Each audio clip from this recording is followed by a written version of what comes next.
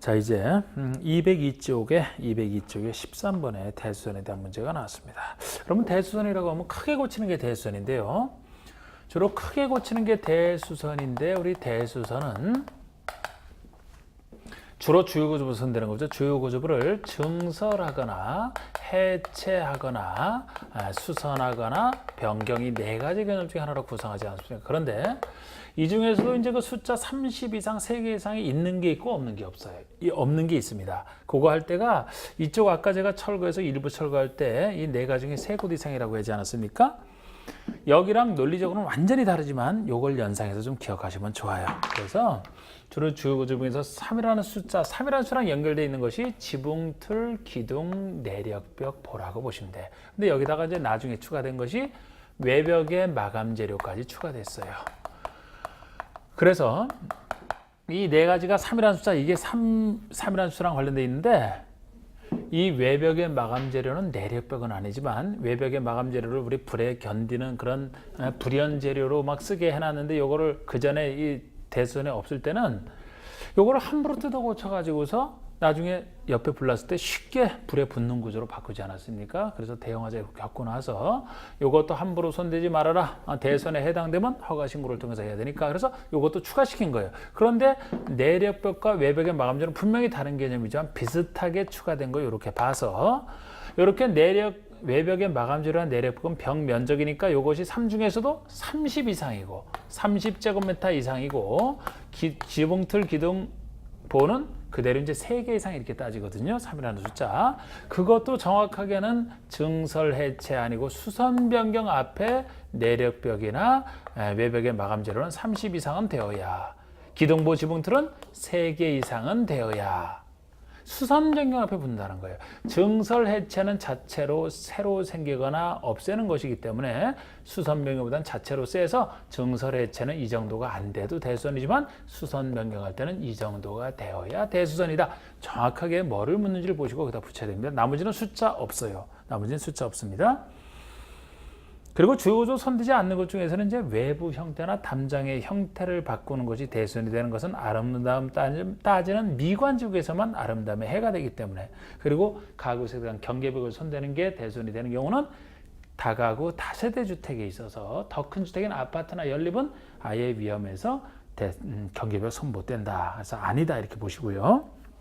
그러면 13번에 옳지 않은 것은 했는데 대수선이란 건축의 주요 구조에 대한 수선 변경 또는 외부 형태의 변경 중 영의죠 하는 거 이렇게 말합니다. 이번에 내력벽을 10제곱미터 증설해체, 증설해체잖아요. 그러면 10제곱미터 증설해체면 대수선이 아니다. 틀려서 대수선입니다.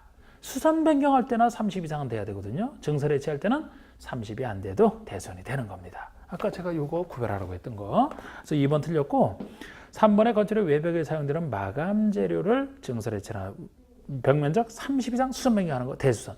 이게 바로 외벽의 마감 재료. 내력벽과 같은 구조예요, 이게. 4번에 기둥을 증설해체하거나 기둥을 3개 이상 수선 변경하는 기둥보 지붕틀은 이렇게 이거랑 같은 구조죠. 증설해체할 때는 하나만 돼도 수선 변경할 때는 3개 이상 돼야 대수선이다. 나머지는 숫자 없으니까 주계단, 피난계단, 특별계단, 증설해체, 수선 변경도 숫자 없지 않습니까? 대수선이다.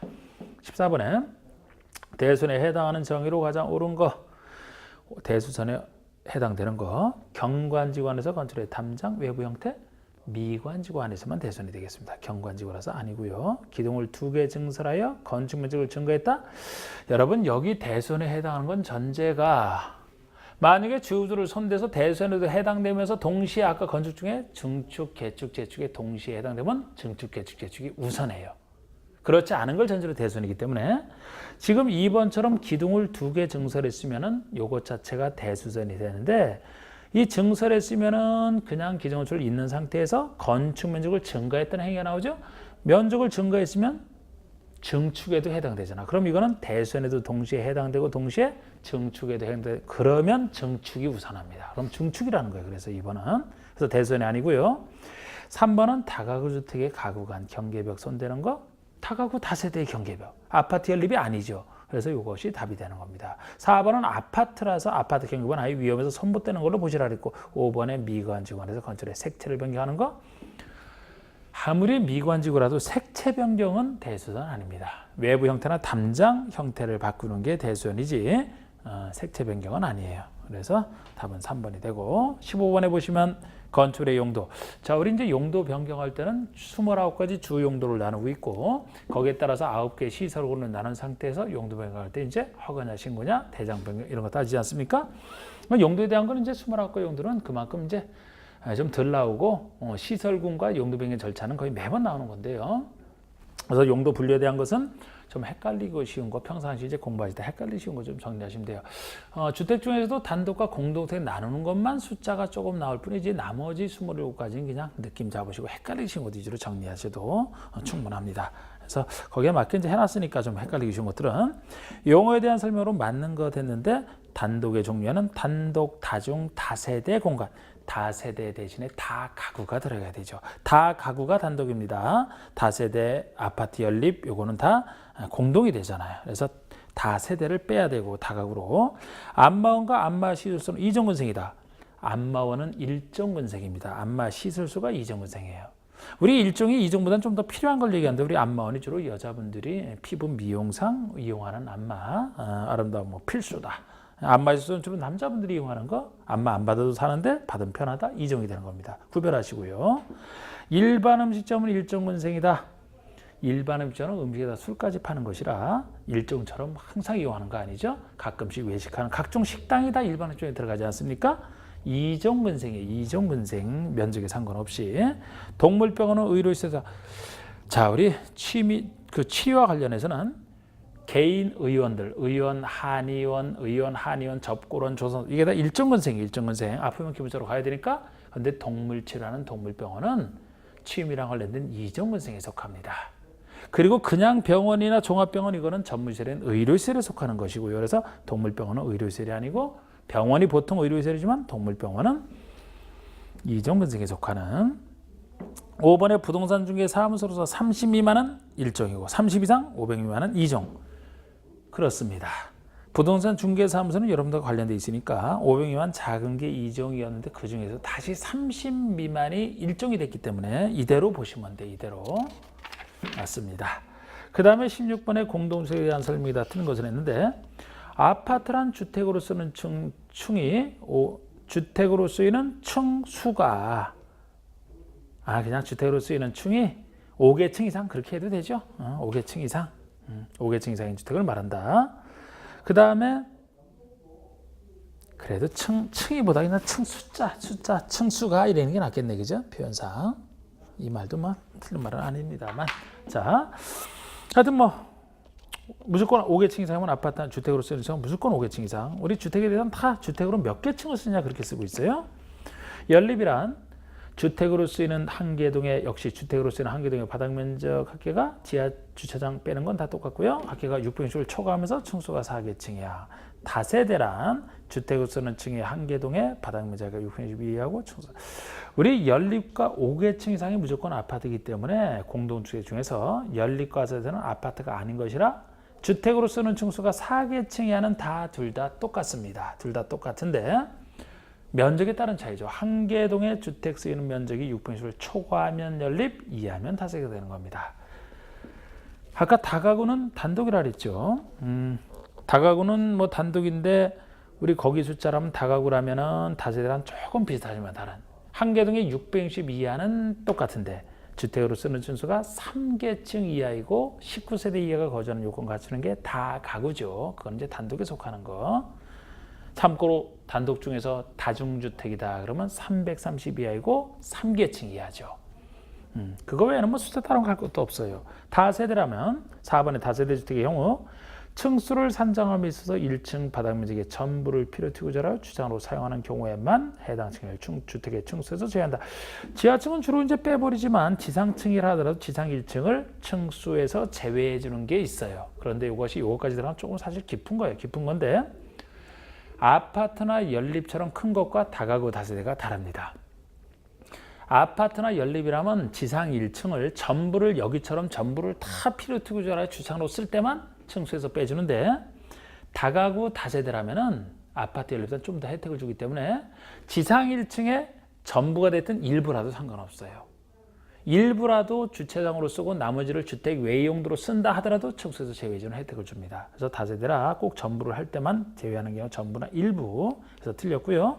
기숙사도 공동세에 들어가잖아. 그래서 공동은 아파트, 연립, 다세대 기숙사 넷만 있잖아요. 기숙사란 학교나 공장 등의 학생이나 종업원 등에서 쓰는 것으로서 한 개 등의 공동 취시시설 이용 세대수가 전체의 반 이상이면 돼요. 옛날엔 다였잖아. 지금은 공동 취시시설을 이용해서 반 이상 되기 때문에 나머지 반은 독립된 주거 형태로 따로 해도 되는 좀 기숙사에 대한 설치 완화죠. 정확합니다. 17번에 건축의 용도에 대한 설명으로 옳지 않은 거. 여객 자동차 터미널은 운수시설이나 물류터미널은 창고시설에 속한다. 여러분 운수시설이 각종 여객 운송을 전제한 터미널들이거든요. 여객터미널, 철도, 공항, 항만까지 들어갑니다. 물류터미널은 터미널이라고 해서 속으면 안 돼요. 이건 창고시설입니다. 운수시설이 아닌 예로서 이거는 여객 운송 아니잖아. 물건만 다루기 때문에 창고에 보관했다가 나르는 창고시설이 들어갑니다. 구별하실 거. 2번에 경마장은 관람장으로서 문화집회에 속한다. 많은 사람 모이는 집회가 문화집회인데 원래 경마장 같은 경우가 경마 도박 생각하면 도박에 관련된 건 위락시설로 통제 많이 받거든요. 그런데 우리 경마장은 건전한 경마문화, 도박이 아니고 이거는 즉 위락시설이 아니고 문화집회설에 속한다라는 거. 동물원, 식물원은 동식물 관련설에 속한다. 동물원, 식물원은 동식물 관련설이 아닌 예로서 기억을 하셔야 돼요. 우리 동식물 관련설은 직접 동물과 식물을 기르고 재배하고 마지막에 잡는 도축, 도개장까지 다 들어가는데 동물원, 식물원만큼은 문화비 집회설에 들어갑니다. 사실 동물원, 식물원에 동물, 식물 키우러 재배하러 가는 거 아니죠? 보러 가는, 놀러 가는 많은 사람 모이는 문화집회설에 속한다. 그래서 이게 틀린 겁니다. 동물 장례식장은 장례시설에 속한다. 장례시설 속에는 사람 장례식장 외에 동물 장례식장까지 이제 장례시설에 들어가죠. 그리고 종교집회장으로서 500제곱미터 미만인 것은 작은 종교집회장 이전문생이고 그 이상인 것이 전문시설인 정규시설 되는 거 3번만 틀렸습니다. 18번 건축의 용도 분류상 연결이 바른 거. 오피스텔은 단독주택, 오피스텔은 사무실, 업무시설이잖아. 업무시설, 주택이 아니죠. 유치원의 교육연구시설, 이게 맞습니다. 예전에 유치원은 노유자시설에 속했는데 지금은 정식 학교로서 정식 학교가 이제 유치원부터 시작해서 초등학교 이렇게 나가지 않습니까? 그래서 유치원은 지금은 교육연구실에 들어가지 노유자시설이 아니에요. 교육연구시설 맞습니다. 2번 맞고. 유소스텔은 숙박시설. 자, 이것도 이렇게 착각하시면 안 돼요. 숙박은 뭐 여인숙부터 호텔까지 뭐 다 들어가는데 호스텔도 숙박에 들어가죠. 그런데 이건 유스잖아, 유스. 유스호스텔은 청소년들만 이용하는 것으로서 이거는 청소년 교육과 관련된 수련시설에 속합니다. 청소년들이 성장기에 여행 다니면 좋은데 돈이 없어서 세계적지들 유스호스텔. 유스가 빠지면 숙박시설 맞아요. 유스가 들어갔기 때문에 수련시설입니다. 4번에 종교집회장 안에 설치하는 봉안당이면 묘지 관련시설. 보통 이제 묘지 관련시설 속에 묘지와 관련된 거 화장을 해서 봉안을 하고 뭐 동물 화장시설, 동물 낙골시설까지 다 들어갑니다. 그런데 여기는 종교집회장 안에 설치하는 봉안당이라 종교시설이 되는 거예요. 예를 들어 종교집회장 성당 등의 봉안당이 설치됐다고 묘지 관련시설로 봐서는 안 되죠. 종교집회장 종교시설로 봐야 되는 겁니다. 그 다음에 야영장 시설로서 관리동, 화장실, 샤워실 등의 바닥 면적 합계가 300 이상이면 야영장 시설이 아니고 이거 수련실에 속합니다. 우리 보통 캠핑장이라고는 그 야영장 시설은 같이 쓰는 그 화장실, 샤워실 등의 면적이 300제곱미터 미만 작은 것이 야영장 시설로 분류가 돼요. 300 이상이면 수련시설로 분류가 됩니다. 어쨌든 뭐 둘 다 300 미만이든 이상이든 다 청소년 교육과 관련해서 좀 싸게 이용할 수 있는 것이라 마치 유소스처럼 청소년 교육과 관련된 것을 보시되 정확하게는 300 이상이면 수련시설이 되는 300 미만이 야영장이 되는. 그래서 지금 29가지 용도에 대한 문제가 한 4문제 정도를 냈는데 이 정도면은 거의 뭐 헷갈리시는 건 여기 다 들어가 있어요. 거의 이 정도만 맞출 수 있을 겁니다. 그리고 19번에 건축의 용도와 시설군이 바르게 연결되지 않은 것은. 우리 29가지 주용도를 다시 비슷한 주용들끼리 9가지 시설군으로 나누는 게 9개 시설군인데 요거는 위험성이 높은 것에서부터 낮은 순서로 했기 때문에 순서까지 외워두셔야 되죠. 그래야 용도변경 절차를 진행할 수가 있으니까. 요거 할 때가 자산 전문인, 부동산 자산을 전문적으로 다루는 자산 전문인 영업교육은, 자산 전문인 영업교육은 근린 주거, 옆에 있는 주거 밖에서 하라. 이렇게 이제 두 음자를 땄던 겁니다. 제가. 자산 전문인 영업에 대한 교육은 부동산 교육이고요. 공인중개사 교육은 옆에 있는 집 밖에서 야외 교육하라. 자산 전문인 영업 교육 근린주거 밖에서인데 최소 이렇게 써놓고 많이 써놓으면 또 힘들어요. 이거 문제를 한 번씩 꼭 나오는데 이 정도만 써놓고 여기다 이제 더 추가적으로 붙이기를 교육, 복지, 주거, 업무. 교복 만드는 것이 주업이다. 이거까지 해놓으면 완성이 됩니다. 최소 이 정도 써놓으셔야 돼요. 그리고 이건 이제 이게 자동차 관련 시설을 권해서 딴 거죠. 그 다음에 산업 등에서 딴 얘기고, 전기통신에서 딴 말이고, 뭐 문화집회에서 딴 말이고, 뭐 이 정도면은 충분합니다. 자, 대충 말씀드리면은 여기에 들어가는 건 자동차 관련해서 하나밖에 없고, 산업 등은 여러 가지 너무 많기 때문에 요거까지 제가 두 음자로 따드렸죠. 운, 창, 공, 위, 자, 묘, 장례. 하늘장 치르는 거. 자당의 묘, 남의 어머님, 노표로 자당의 묘, 자매 어머님 묘인데 이 어머님 뭐가 어디 위에 있느냐? 푸른 창공, 푸른 하늘 위에 있는 그것도 구름이 흘러가는 운. 구름이 흘러가는 푸른 창공 위에 있는 자묘에 장례 지낸다. 그래서 하늘장을 하는. 여기서 운수시설, 창고, 공장, 위험물 저장 및 처리시설, 자원 순환 관련 시설, 묘지 관련 시설, 장례 시설을 얘기하죠. 이 정도 외워두시고 나머지는 느낌 잡으시면 돼. 그냥 이름 써놓고. 전기통신은 전기와 발전과 방송통신 들어갈 수밖에 없고, 문화집회도 많은 사람 모이는 문화집회를 얘기하니까 우리 배웠던 문화 및 집회시설은 당연히 여기 들어갈 수밖에 없고, 이것과 비슷한 거. 종교시설, 우리 종교시설이 큰 교회 같은 거, 많은 종교인들이 집회에 모여서 종교 문화를 추구하는. 관광 휴게소도 우리 관광지의 관광 휴게소는 많은 관광객들이 집회에 모여서 관광 문화를 추구하는. 비슷하니까 같이 있는 거예요. 그리고 위락시설, 우리 위락시설은 숙박시설과 함께 둘을 특히 구별하셔야 됩니다. 노란색으로 한 거. 우리 위락 문화, 노는 문화, 숙박 영업한다. 이거 예전에는 맨 위에 존자가 나중에 바뀐 것이라 위랑 문화, 숙박 영업에서 좀 기억하시고요. 그 다음에 우리 영업시설군에 속하는 것이 제일 전문적인 게 판매시설이죠. 판매가 대표적인 영업이니까. 그리고 헬스장 같은 큰 운동시설, 운동도 이제 영업하는 거, 요건 당연히 들어가고, 아까 숙박 기억하시라 그랬고, 또 이종 우리 근생에 속하는 것이, 근린생활성에 속하는 것이 1, 2종 근생이 될 수밖에 없잖아요. 근데 1, 2종 근생에 속하는 것 중에서도 다중생활시설, 요거는 옛 고시원의 지금 이름이잖아요. 우리 다중생활시설은 2종에 속한다 하더라도 유일하게 영업시설군에 들어가는 겁니다. 우리 다중생활시설이 500 미만이 2종인데 규모가 500 이상이면 숙박시설로 들어가죠.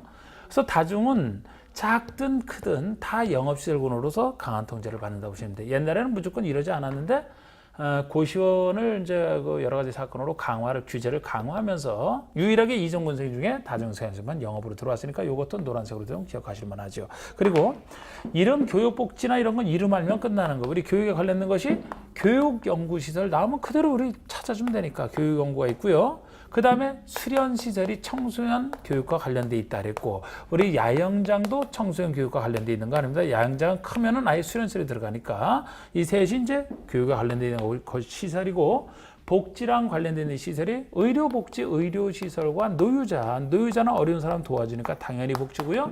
의료에서는 우리나라 의료복지 차원에서 돈 없는 사람도 우리나라처럼 치료 잘 받는 곳이 없어요.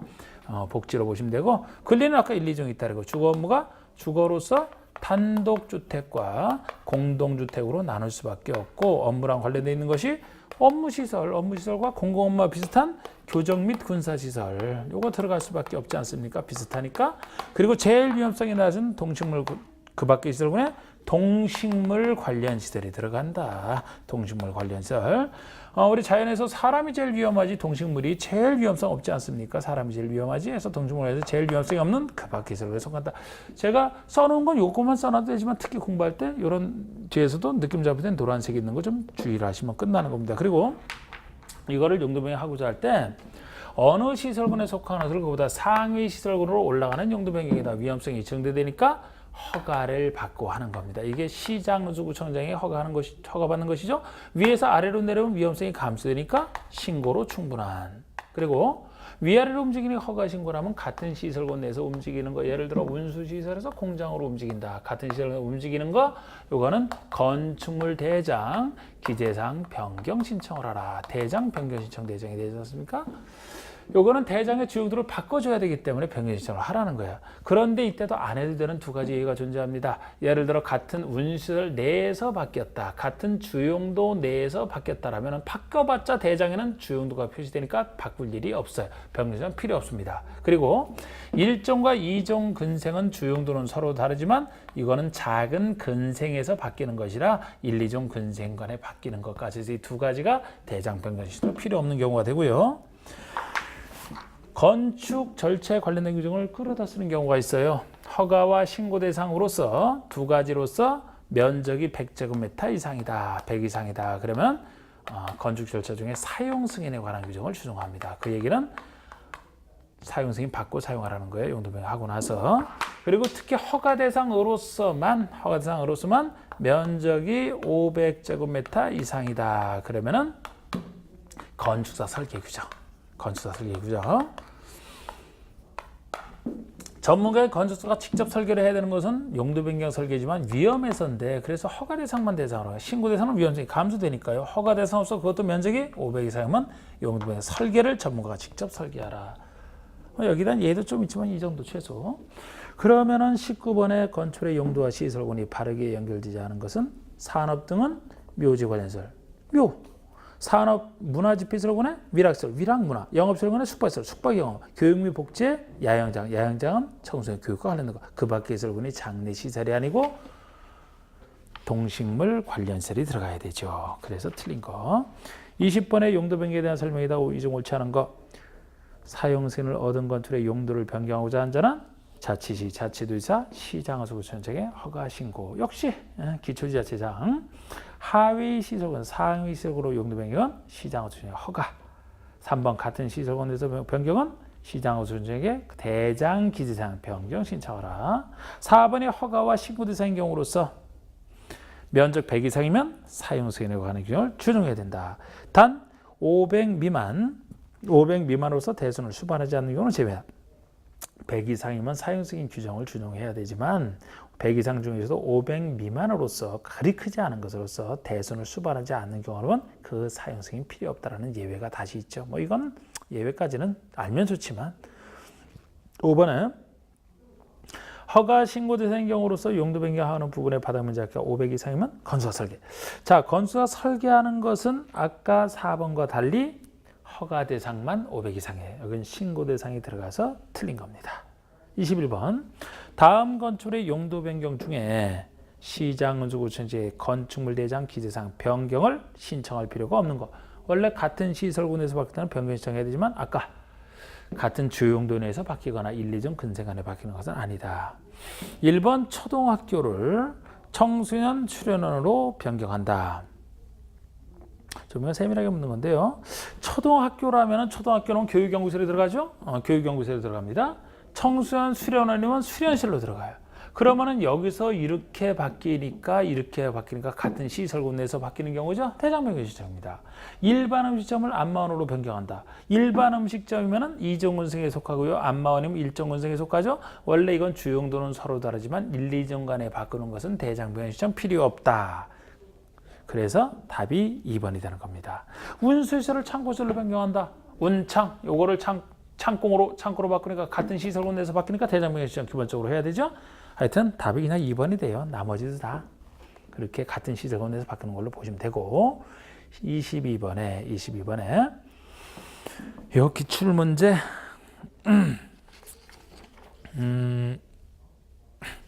22번에서는 건축법령상 사용승인을 받은 건축의 용도 변경에 대한 설명으로 옳은 것은 했는데 뭐 이런 식으로 문제 많이 냈어요. 그런데 여기서 1번의 특별시나 광역시에 소재하는 건축물이 여러분 이렇게 혹시 지문에서 그냥 묻는 게 아니고 특별시나 광역시 이렇게 물어보면 괜히 이거 써먹으려고 묻지 그냥 내는 거 아닙니다. 이때는 특별시장이냐 광역시장의 허가 신고냐 아니면 그 밑에 있는 구청장 이거 구별하라고 내는 거예요. 만약에 도에서 하면 도지사나 시장에서 이거 구별하라고 내는 겁니다. 없을 때는 없는 거고 그죠? 그럼 일단 여기서 특별시나 광역시에 소재하는 건축물이라면은 특별시장이나 광역시장의 허가를 받거나 신고 이런 식으로 낸다니까요. 이거는 자체로 틀렸어요. 아니 이 용도 변경은 건축법에서는 제가 대부분이 다 시장에서 구청장이 한다 그랬잖아요. 시장에서 구청장. 특별시장, 광역시장 대신에 구청장이 나와야 돼요. 용도 변경 개별적인 허가를 불가한데 큰 사업도 아닌데 예외적으로 특별시장, 광역시장에 직접 나온다면 나중에 건축허가 신청할 때 대형 건축물 허가 내줄 때만 특별시장, 광역시장이 등장합니다. 틀렸고 용도 변경이니까. 이번에 영업시설군에서 문화집회설구로 용도 변경할 때는 허가, 영업시설군에서 문화집회설구로 변경하니까 이건 쉽죠. 허가, 바로 답이 그냥 2번입니다. 이건 아주 시설군 자체를 물어보기 때문에 아주 쉬운 거예요. 3번에 교육 및 복지시설군에서 전기통신설구로 변경한다. 교육 및 복지에서 전기통신으로 아래에서 위로 올라가니까 허가, 신고니까 틀렸죠. 4번은 원 좀 전에 봤던 얘기 똑같고. 자, 남겨보십시오. 23번에 건축법상 사용 승인을 받은 건축물의 용도 변경이 신고 대상인 경우만을 모두 고른 거. 이거 이대로 적어놓고 하셔야 돼. 적어놓고 그냥 여기서 대표적인 거 한번 보겠습니다. 그대로 이거 적용하고 보시면 되거든요. 이걸 적용해서 디귿번 보시면 장례시설을 종교시설로 바꾼다. 장례시설이면 운창후이 자묘 장례, 산업 등에 속하는 것을 종교시설이면 종교, 문화 여기 들어가지 않습니까? 그러면 산업 등에서 문화집회설구로 바꾸니까 신고 대상이 되는 거예요. 미음번이 일정 건생을 업무시설로 바꾼다. 일정 건생이면 근린생활시설에 속하는 것이고 업무시설이면 주거 업무에 딱 속할 거 아니겠습니까? 이름만 봐도 위에서 아래로 내니까 신고. 그래서 디귿 미음이 되고 다른 것들 적용해보면 해설대로 그렇게 될 거예요. 그래서 뭐 그렇게 다 보시면 되는 게 만이 나중 24번까지 그냥 그렇게 보시면 됩니다. 그건 그렇게 보시고 우리 25번이 건축법을 전면적으로 적용하는 지역이 아닌 거. 이건 적용상 지역에서 나오는 지역인데 우리 건축법의 모든 지역이 다 적용되는 게 전면적 적용상 지역인데 사람 많이 사는 곳이 됩니다. 도관능지에서 도시지역에 사람 많이 살죠. 비도시라는 비도시 지역 중에서 지구 단위 계획으로 지정되면 개발이 되니까 사람 많아져. 그리고 도시지역과 지금 비도시지만 지구 단위 계획까지 얘기를 했죠. 이것이 아니라 하더라도 행정구역상 동읍까지가 속합니다. 적어도 읍만 해도 군 밑에 있는 읍인데 어느 정도 인구가 돼야 읍이 되기 때문에 적어도 읍 이상으로 보시면 돼요. 동읍에 속하는 섬은 인구 500인 이상일 때만 해당이 됩니다. 이렇게 전면적을 따로 기억하시고 여기가 아닌 지역에서는 일부 규정은 적용이 안 되고 일부만 적용이 돼요. 전면적에는 모든 규정이 다 적용되고 그래서 전면적으로 적용하는 지역이 아닌 것은 1번 도시지역이고 2번은 비도시의 지구 단위 계획 구역이고 3번이 동읍지역이고 4번이 농림지역이 아니죠. 답입니다. 동읍에 속하는 섬은 인구 500인 이상인 경우 5번까지입니다. 1, 2, 3, 5번이죠. 1, 2, 3, 5번. 전면적이. 그리고 26번이 다음은 도시지역, 비도시지역에 지정된 지구단위계획구역 동읍의 지역에만 적용되는 사항을 열거한 것이다. 이에 해당하지 않는 것. 즉 전면적에만 적용되는 그런 규정이 6가지 규정이 있어요. 그럼 나머지 지역에서는 그 8가지 규정 빼고 나머지 일부만 적용한다. 일부 적용이라고 하는 겁니다. 그럼 이 6가지 규정이 해당하지 않는 건데 대제도로의 관계. 대지는 도로에 접해야 된다. 사람 많이 사는 곳은 직접 접하지 않으면 다닐 수가 없기 때문에 이게 전면적에만 적용되는 대표적 규정이에요. 시골에서는 이렇게 직접 접할 필요가 없거든요. 다닐 수 있기 때문에. 그리고 대제도로 관계를 아셨다면 5번의 도로의 지정 폐지 변경이 거기에 관련된 규정이에요. 대지는 도로에 접해야 되는데 접하지 않을 땅이 있을 때 접하게 만들기 위해서 도로를 지정받거나 폐지 변경하는 거기에 관련된 얘기죠. 그리고 2번에 건축선에 따른 건축 제한이 나와 있는데 그 전에 건축선의 지정 얘기도 대지도로 관계에서 비롯되는 겁니다. 대지와 도로와 접하는 부분에서 건축선 한계선 얘기가 건축선이거든요. 그리고 건축선이 지정되면 건축선 침범하지 않아라 건축선에 의한 건축 제한. 그리고 나머지 2가지가 3번의 방화지구 안의 건축물. 방화지구 안에도 사람 많이 사는 곳에서 어느 곳에 불나서 대형 화재로 번질까 봐 통제에 들어가는 규정이지 시골에서는 그럴 필요 없습니다. 읍면이 아닌 지역에서는. 그리고 또 하나가 여기 없지만 지금 방화지구까지 했죠. 대지의 분할 제한. 기존 건축이 있는 대지가 잘게 분할되는 것을 막는 규정이 있잖아. 시골에서는 그렇게 잘게 쪼갤 사람도 없어요. 비싼 도시지역 등에서 잘게 쪼개려고 할 때 쪼개지면 보기 싫으니까 막는 규정이지. 그 6가지 규정이에요. 그래서 해설해두고 1, 2, 3, 5 외에도 그 2가지 해서 6가지만 전면적으로만 적용하는 규정이다. 예를 들어 4번의 건축의 높이 제한이나 여기 없는 것들, 건폐율, 용적률, 높이 제한 이런 것들은 어디나 다 적용됩니다. 시골에도 다 적용돼요. 예를 들어 높이 제한 건폐율 통제가 있으면 왜 시골이라고 안 하겠습니까? 다 하지. 어디나 다 적용되죠, 그거는. 자, 그렇게 구별하는. 자, 27번도 바로 그거를 바탕으로 해서 냈던 문제라, 그냥 한번, 이게 이제 아까 그 건축부에 적용 안 되는 아까 5가지 규정과 지금 그 6가지, 그 전면적 문제는 6가지 규정 갖고 낸 문제라 그대로 한번 그냥 풀어보시면 되고요. 자, 우리 건축 절차랑 관련해서 더 설명을 드려야 되는데, 건축 절차 관련해서는. 자, 일단 먼저 항상 건축 절차에서는 여러분들이 이 건축이 진행되는 이 틀을 잡으시고 여기다 살을 잘 붙여야 돼요. 자, 우리가 건축할 때는 먼저 건축할 대지를 확보하겠죠. 대지를 확보하고 사전 결정이라는 게 중간에 들어올 수가 있고, 그리고 건축할 때는 허가를 받는 게 원칙이 되고, 예외적으로 건축 신고, 요 파트가 제일 중요합니다. 건축이나 신고를 통해서 건축활동 권리를 취득했다? 그러면 공사하기 전에 착공 신고를 하고, 착공 신고를 했으면 이제 시공하거나 감리, 시공 감리를 통해서 완공된 건축물을 사용하기 전에 사용 승인 받고 사용하라. 이렇게 이 순서를 자연스럽게 기억한 상태에서 항상 제일 중요한 부분이 이 부분이 되는데, 일단 중요성 가지고 먼저 이거부터 좀 설명을 드리면, 건축이나 대수선할 때도 마찬가지예요. 건축이나 대수선할 때는 미리 허가를 받는데, 가벼운 건축을 따로 신고로 규정해서 신고 아닌 건 따지 허가가 되는 겁니다. 근데 우리 건축 절차에서 행정청을 정리한다면 이 건축 허가권자가 대부분 이 절차랑 관련된 일은 허가권자가 주로 한다라고 보시면 돼. 사전 결정에도, 건축 허가에도, 착공 신고에도, 사용 승인에도 이 건축주가 시공할 사람, 감리할 사람은 건축주가 선정을 하고 보수를 줄 겁니다.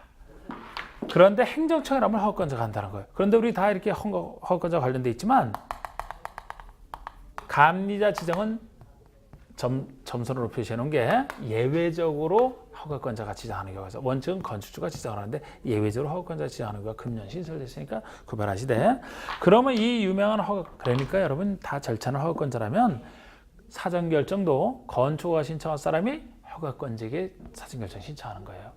사전 결정은 허가 신청할 사람이 하는 거예요. 되는지 안 되는지 미리 물어보는 것이라, 건축 신고는 신고만 하면 되기 때문에 사전 결정이 필요 없어요.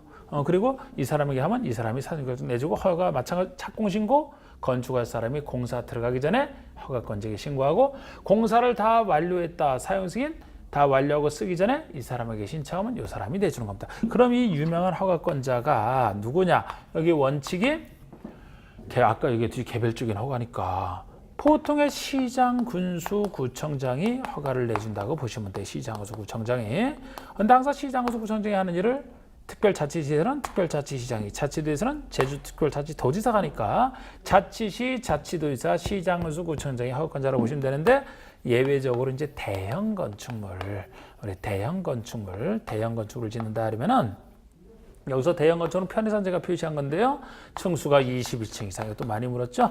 층수가 21층 이상이 되거나 큰 것은 또는 연면적 10만 제곱미터 이상이 되는 거, 이 둘 중에 하나를 얘기하는데, 특히 주의하실 게 21층 이상 또는 10만 이상이 된다 하더라도 창고나 공장, 창고는 제외.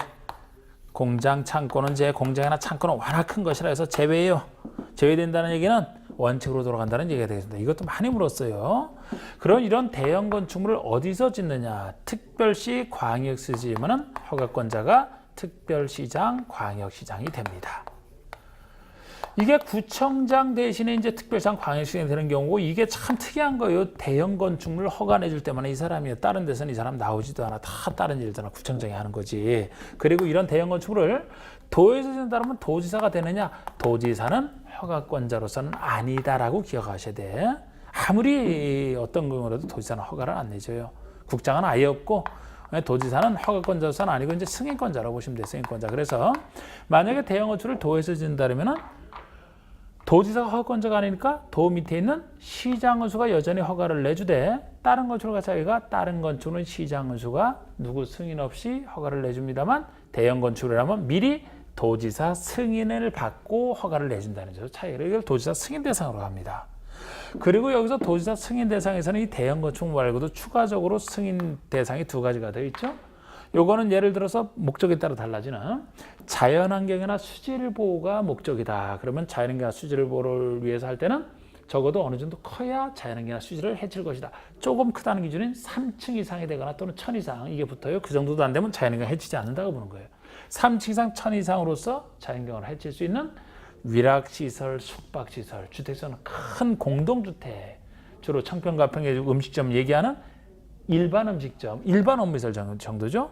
그리고 자연환경 수질보호가 아니고 만약에 주거환경이나 교육환경보호상 나왔다면 주거환경, 교육환경 보호에서 장애가 되는 것은 위락시설, 숙박시설이거든요. 그거는 아무리 작아도 주거환경 망쳐. 그래서 아까 자연환경과 달리 주거환경, 교육환경을 보호하기 위해서 나오는 것은 규모랑 상관없이 위락시설, 숙박시설만 통제를 받는 승인 대상에 들어갑니다. 요거 하여튼 많이 나왔던 거 잘 보시고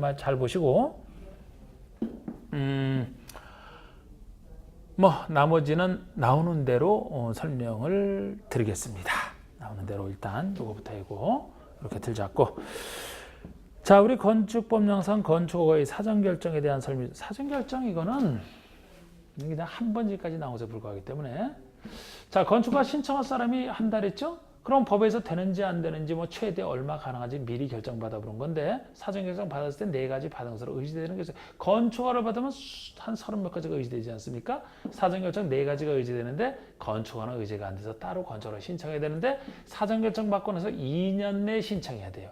근데 제가 건축법 주택에서 나오는 게 제일 많은 숫자가 2년에 2년. 그렇지 않은 걸 따로 기억하시는 게 좋아요. 그래서 자, A 옳은 것은 했는데 A도 B시에서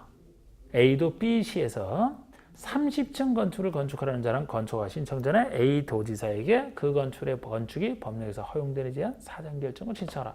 A도 B시를 하는 건 A 도지사인지 B시에 쓰려고 물었죠. 자, 우리 사전결정은 허가를 신청할 사람이 허가권자에게 신청한다 그랬죠? 30층짜리 건축물이면 다 허가 대상이잖아. 허가 대상이고 그냥 허가 대상 신고는 아니잖아요. 그러면 허가 신청 전에 A 도지사에게 사전결정 신청하라. 이렇게 A 도지사인지 B 시장에게 묻는 거예요. 그런데 여러분, A 도지사면은 이게 틀렸죠. B 시장에게 해야지. 허가권자에게 신청한다 그랬잖아. 사전결정 허가권자에게. 우리 도에서 짓는 건데 21층 이상에 속하더라도 도지사는 허가권자가 안 되죠.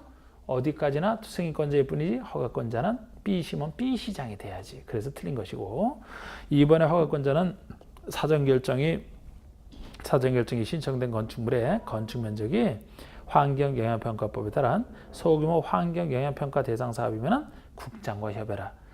환경영향평가 대상이면 왜 국장이 환경영과 관련되어 있습니까? 환경부 장관이나 지방환경과서장과 협의를 해야 되겠죠?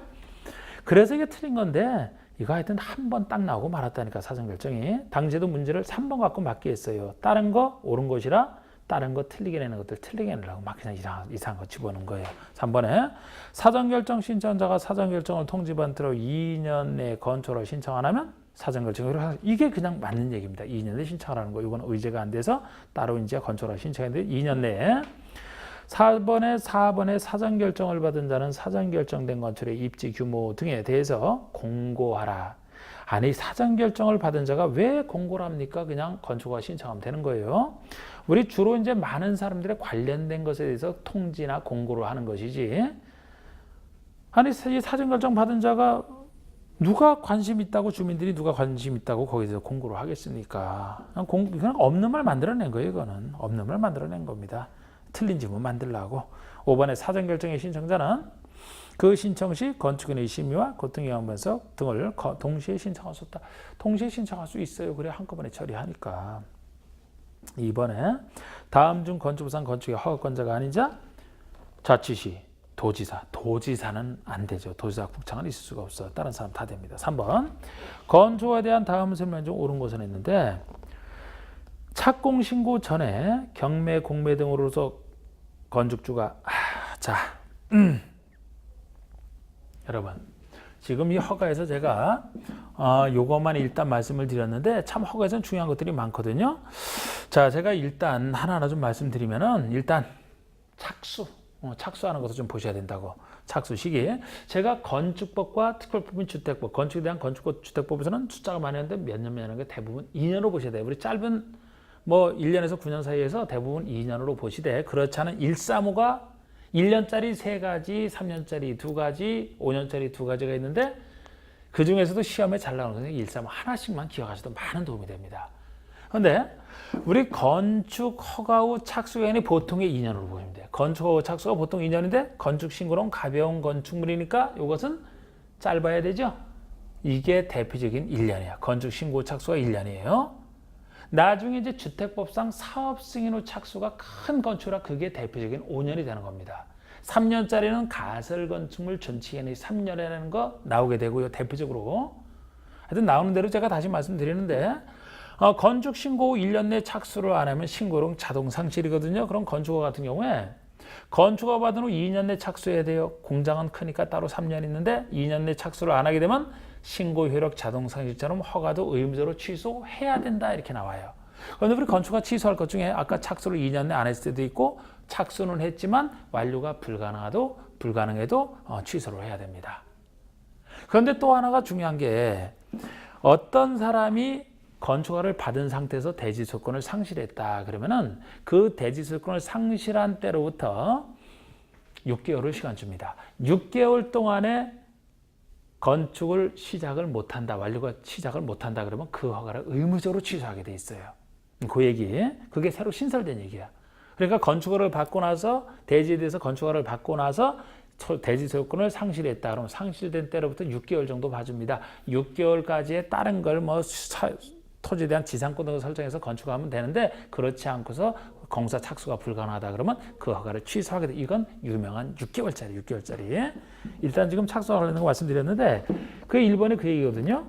착공 신고 전에 경매, 공매 등으로 건축주가 대지 소유권을 상실한 때부터 1년이 경과한 후에 1년이 아니고 6개월이에요. 6개월이 경과한 후에 공사 착수가 불가능하다고 판단되면 허가를 취소해야 된다. 유명한 6개월짜리 신설된 걸 얘기합니다. 잘 기억하시고 이번에 건축허가를 받은 자가 허가를 받은 때로부터 1년 내 착수 안 하면 허가를 취소해야 된다. 특이하게 취소해야 된다는 맞는데 다른 데는 위반하면 취소할 수 있다잖아. 그런데 그 신고 효력 상실과 똑같이 다루기 위해서 특이한 건데 2년이죠. 2년. 건축허가를 받은 때로부터 착수는 2년이 됩니다. 공장이라면 따로 3년이 되고요.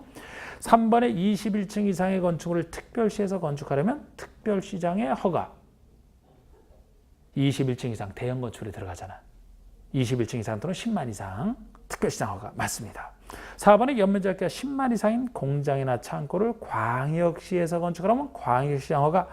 자, 이거는 공장이나 창고는 아까 대형에서 제외한다 그랬죠. 공장이나 창고니까 광역시 허가가 아니고 구청장 허가가 돼야 되는 겁니다. 5번에 연면적기가 10만 이상인 초고층 건축을 특별시에서 건축하려면 구청장 허가. 아이고 연면적 10만 이상이잖아. 10만 이상. 거기다 공장 창고도 아니네요. 그러면 특별시장 허가가 되겠죠. 구청장이 아니고. 자, 4번 문제도 보시면 건축법령상 시장의수가 건축허가로서 도지사 승인을 받아야 되는 건축물 도지사 사전 승인. 연면적 10분의 1을 증축하여 층수가 21층이 되는 공정이다. 자, 우리 대형 건축물 아까 10만 이상, 21층 이상 할 때 기존 건축을 증축할 때는 기존 연면적 30% 이상 증축해서 이렇게 될 때만인데 요거는 10분의 2 증축이니까 아니지만 이걸 떠나서 공장이라서 아닌 거예요. 공장이 아닌 다른 건축물 집어넣어도 증축할 때는 10분의 3 이상 증축해야 되는데 그것 때문에 아니지만 공장이기 때문에 볼 필요 없이 아닌 겁니다. 연면적이 10만인 창고? 10만 이상이 들어가지만 창고니까 승인 대상이 아닌 거죠. 창고 제외. 공장 창고 제외되는 거 많이 물어봤어요. 3번에 자연환경을 보호하기 위해서 자연환경 보호가 목적입니다. 그럼 도지사가 지정한 구역하는 건축하는 연면적기가 900인 2층의 위락시설.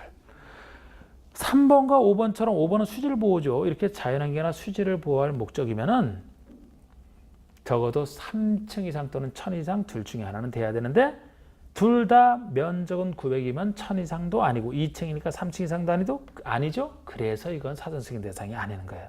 자, 우리 4번과 구별하세요. 4번은 주거 환경 등, 자, 주거 환경이나 교육 환경 등을 보호할 때는 3층 이상 1000 이상 안 붙어 있어요. 작은 것도 주거환경부가 망치기 때문에 그냥 숙박시설, 위락시설 중에 하나 숙박시설이니까 규모에 상관없이 승인 대상이 되는 겁니다. 그래서 답이 4번이고요.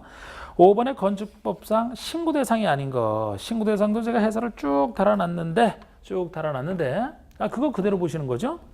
근데 제가 할 때는 주로 이렇게 합니다. 우리 신고 대상 할 때.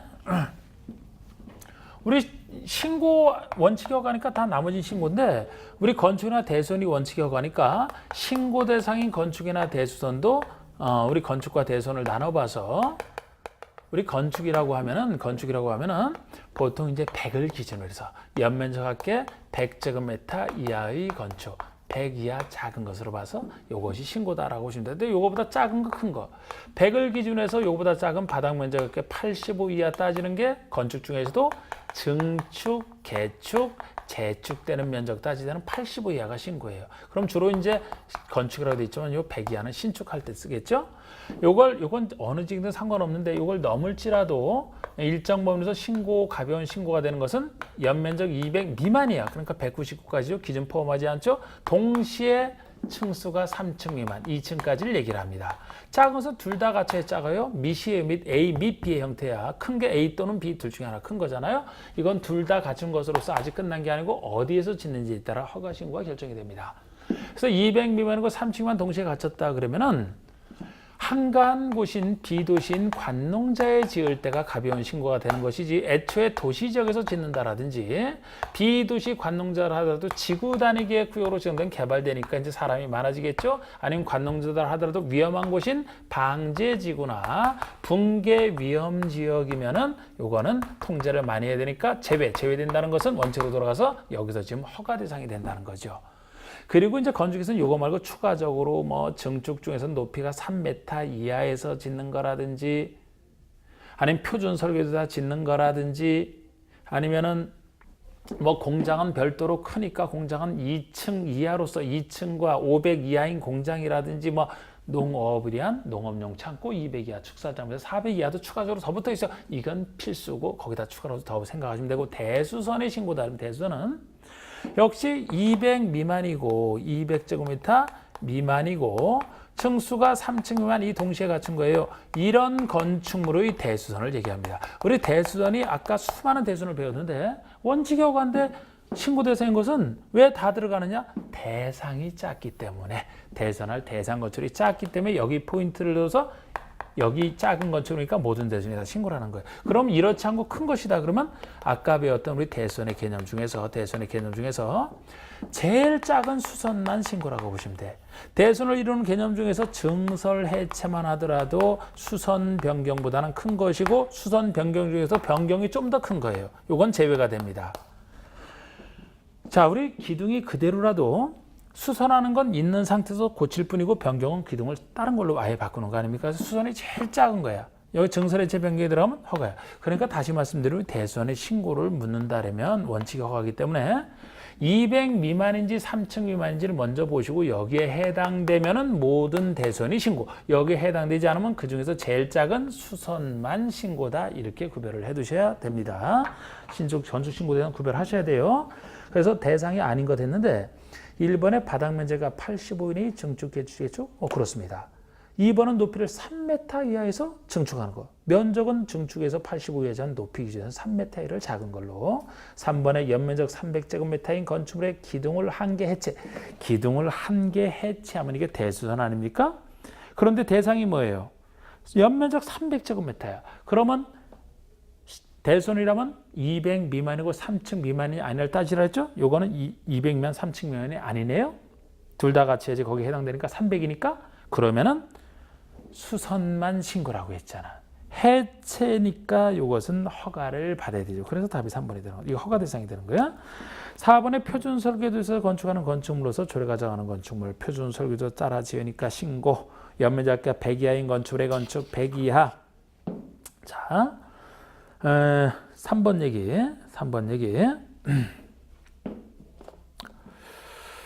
건축 신고에 대한 설명으로 틀린 것은 허가 대상 건축이라 하더라도 일정한 경우에는 미리 시장거주구청에 신고함으로써 허가 받은 것으로 신고 대상 이렇게 표현합니다.